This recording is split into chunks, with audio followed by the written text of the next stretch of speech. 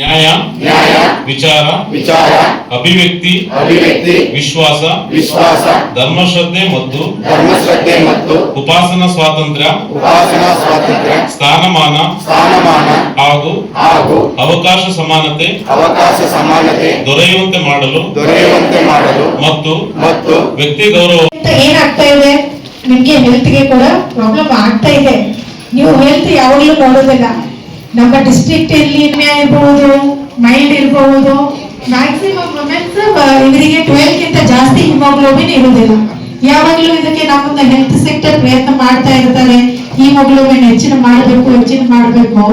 ನೀವು ಸ್ಟಾರ್ಟಿಂಗ್ ಇಂದಾನೆ ಪ್ರಯತ್ನ ಮಾಡಿದ್ರಿ ಅಂದ್ರೆ ನಿಮ್ಮ ಹೆಣ್ಮಕ್ಳ ವಿಶೇಷತೆ ಇದರಾಗೆ ಇವಾಗ ತನಕ ಅಷ್ಟೊಂದು ಹಕ್ಕುಗಳ ಕಲಾವತಿಯವರು ಹೇಳಿದ್ರು.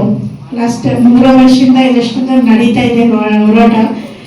ಚೈಲ್ಡ್ ಮ್ಯಾರೇಜಸ್ ಇರಬಹುದು, ಅಷ್ಟೊಂದು ಪ್ರಯತ್ನ ಮಾಡಿ ಆದ್ಮೇಲೆ ಈ ಹಕ್ಕುಗಳು ಎಲ್ಲ ಮಹಿಳೆಯರಿಗೆ ಸಿಕ್ಕಿದೆ. ಬಟ್ ಇನ್ನೂ ಇದು 100% ಫೀಲ್ಡ್ ಅಲ್ಲಿ ಇಂಪ್ಲಿಮೆಂಟ್ ಆಗ್ತಾ ಇಲ್ಲ. ಮೋಸ್ಟ್ಲಿ ಎಲ್ಲ ವುಮೆನ್ ಅದನ್ನು ಎಕ್ಸ್ಪೀರಿಯನ್ಸ್ ಮಾಡಿರಬಹುದು. ಈಕ್ವಲ್ ಪೇ ನಾವು ನೋಡಿದ್ರೆ ಅದು ಆಗ್ತಾ ಇದೆ. ನನ್ನ ಪ್ರಕಾರ ಮ್ಯಾಕ್ಸಿಮಮ್ ಅದು ಈಕ್ವಲ್ ಪೇ ಲೀಗಲ್ ಇದೆ, ಅದೇ ಆಗ್ತಾ ಇದೆ.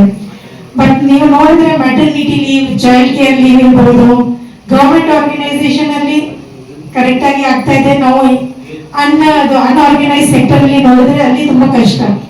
ಅಲ್ಲಿ ಲೇಬರರ್ಸ್ ಇರ್ತಾರೆ, ಅವರಿಗೆ ಪರ್ಮನೆಂಟ್ ಜಾಬ್ ಇರೋದಿಲ್ಲ. ಅವ್ರು ಏನಾದ್ರು ಮ್ಯಾಟರ್ನಿಟಿ ಲೀವ್ ಕೇಳಿದ್ರೆ, ಚೈಲ್ಡ್ ಕೇರ್ ಲೀವ್ ಕೇಳಿದ್ರೆ ಅವರಿಗೆ ರಿಮೂವ್ ಮಾಡ್ಬಿಡ್ತಾರೆ. ಸೊ ಅವಾಗ ಅವರಿಗೆ ಈ 2 ವರ್ಷ ತುಂಬಾ ಕಷ್ಟ. 9 ಮಂತ್ಸ್ ಪ್ರೆಗ್ನೆಂಟ್ ಇರ್ತಾರೆ, ಆಮೇಲೆ ಡೆಲಿವರಿ ಆದ್ಮೇಲೆ ಮಗುವಿನ ನೋಡಬೇಕು. ಅದು 2 ವರ್ಷ ಈ ಮಹಿಳೆಯರಿಗೆ ಒಂದು ಸಮಾನತೆ ಸಿಗೋದಿಲ್ಲ. ಅವ್ರಿಗೆ ಮನೆಯಲ್ಲಿ ಕೂಡ ಒತ್ತಡ ಇರುತ್ತೆ, ವರ್ಕ್ ಅಲ್ಲಿ ಕೂಡ ಒತ್ತಡ ಆಗ್ಬಿಡುತ್ತೆ. ಸೆಲಿಬ್ರೇಟ್ ಮಾಡ್ತಾ ಇದೀವಿ. ಅದನ್ನ ನಾನು ಹೇಳಕ್ಕೆ ಇಷ್ಟಪಡ್ತೀನಿ. ಅದು ಆಸ್ ಅನ್ IAS ಆಫೀಸರ್ ಕೂಡ ನಾನು ಹೇಳುತ್ತೀನಿ, ಮೆಟರ್ನಿಟಿ ಲೀವ್ ಇರಬಹುದು, ಚೈಲ್ಡ್ ಕೇರ್ ಲೀವ್ ಇರಬಹುದು. ಅದು ಅವಾಗ ಬಂದ್ರೆ ಲೇಡಿ ಆಫೀಸರ್ ಅವರಿಗೆ ಟೈಮ್ ಸಿಗೋದಿಲ್ಲ. ಬಟ್ ನಮ್ಮ ಮಹಿಳೆಯರು, ನಮ್ಮ ಲೇಡಿ ಆಫೀಸರ್ಸ್ 100% ಗಿಂತ ಜಾಸ್ತಿ ಕೆಲಸ ಮಾಡ್ತಾರೆ. ಒಂದು ದಿನ ಅವರು ಏನು ತಮ್ಮ ಎಲ್ಲ ಕೆಲಸ ಕಾರ್ಯಗಳ ನಡುವೆ ಈ ಒಂದು ದಿನಾಚರಣೆ ಅವರ ಸ್ವಾಭಿಮಾನದ ದಿನಾಚರಣೆ ಅಂತ ನಾನಾದ್ರೂ ಭಾವಿಸ್ತೇನೆ.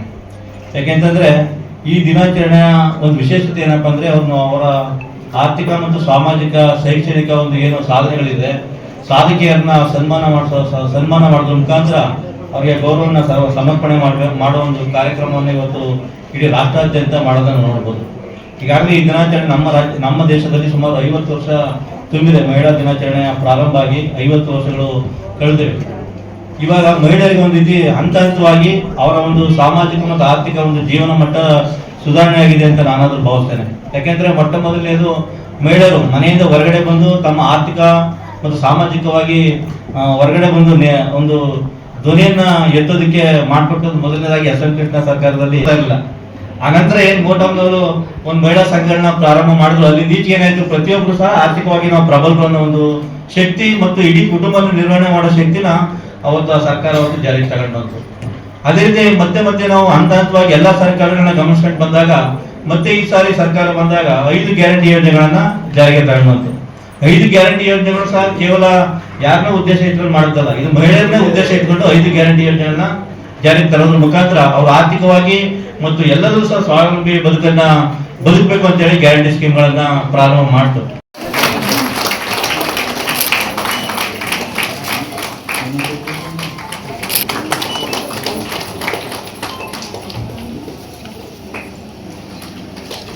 ಈ ಕಡೆ